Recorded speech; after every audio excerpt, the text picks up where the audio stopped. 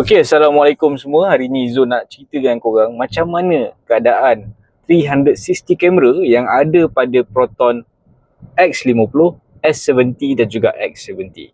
So, jom kita tengok.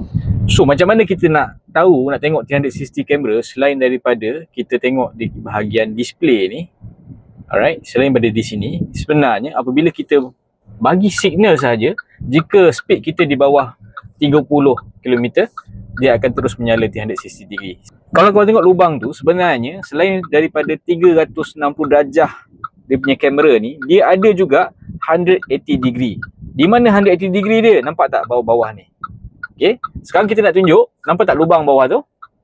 Okay, so kita akan lalu, lubang tu akan berada di bawah kereta kita. So kita akan nampak lubang tu. Okay, tengok kau nampak tak sini? Cuba zoom sikit, nampak? Ada lubang di bawah ni.